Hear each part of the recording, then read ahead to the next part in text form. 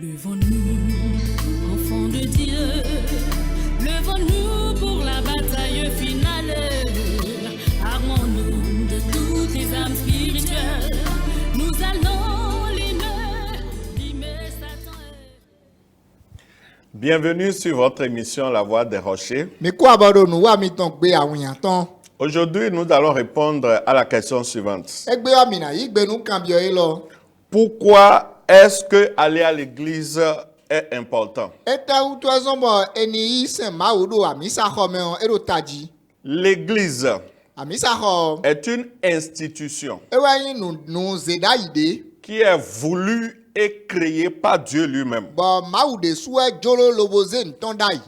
Il n'est donc pas étonnant de voir combien de fois elle est combattue par le diable.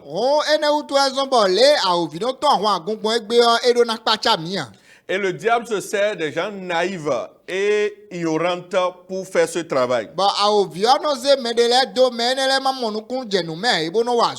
Dans Matthieu chapitre 16, verset 18, Jésus nous parle en disant ceci. Il dit, et moi, je te dis que tu es Pierre, et que sur cette pierre, je bâtirai mon église. Et les portes du séjour des morts ne prévaudront point contre elle. Jésus dit, je bâtirai mon église. Donc, il se voit comme étant l'auteur de l'église, le propriétaire de l'église. Je bâtirai mon église. Donc Jésus se reconnaît dans cette affaire d'église-là. Tout comme le mariage et la famille sont combattus et dénaturés par le diable dans le but de détruire la société.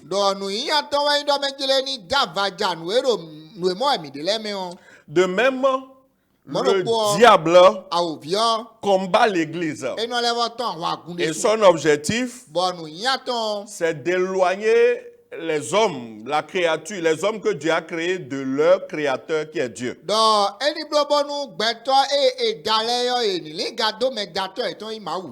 Si vraiment c'est Dieu lui-même qui est derrière l'institution de l'église, alors l'église doit avoir une certaine importance dans la vie des hommes.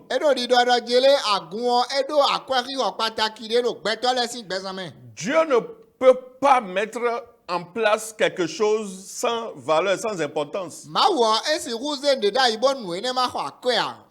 Alléluia. Amen.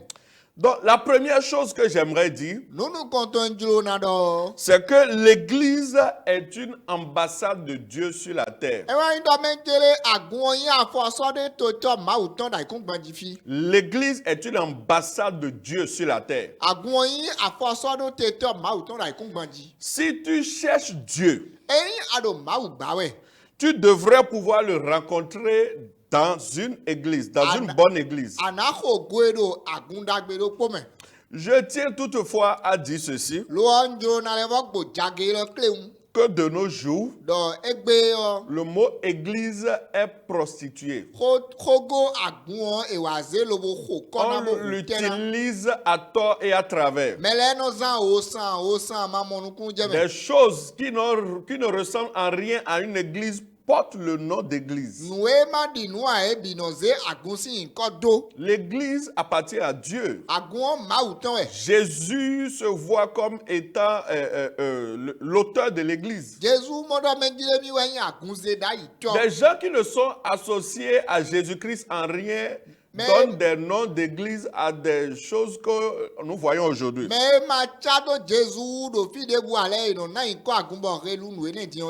Faisons donc attention aux fausses églises.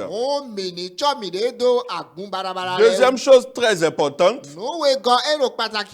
nous voyons dans Éphésiens chapitre 1. Éphésiens chapitre 1, le verset 22. La Bible dit ceci: il a tout mis sous ses pieds et il l'a donné comme chef suprême à l'église. On parle de Jésus-Christ ici. Dieu a tout mis sous les pieds de Jésus. Et il a donné Jésus-Christ comme chef suprême à l'église. Donc, deuxième chose très importante, c'est Jésus lui-même qui est le chef de l'église. Cela veut dire que toute vraie église doit avoir Jésus comme étant le chef. Cela veut aussi dire que la parole de Dieu doit être l'autorité finale dans une telle église. L'église dont Jésus est le chef, la parole de Dieu doit être l'autorité finale dans une telle église. Rien ne doit se faire en dehors de la parole. Et tout ce qui se fait doit pouvoir être fondé sur la parole. Si tel n'est pas le cas, ce n'est pas une église. Donc, la parole de Dieu doit être l'autorité finale et non la parole de n'importe quelle autre personne. Peu importe le titre que porte cette personne-là.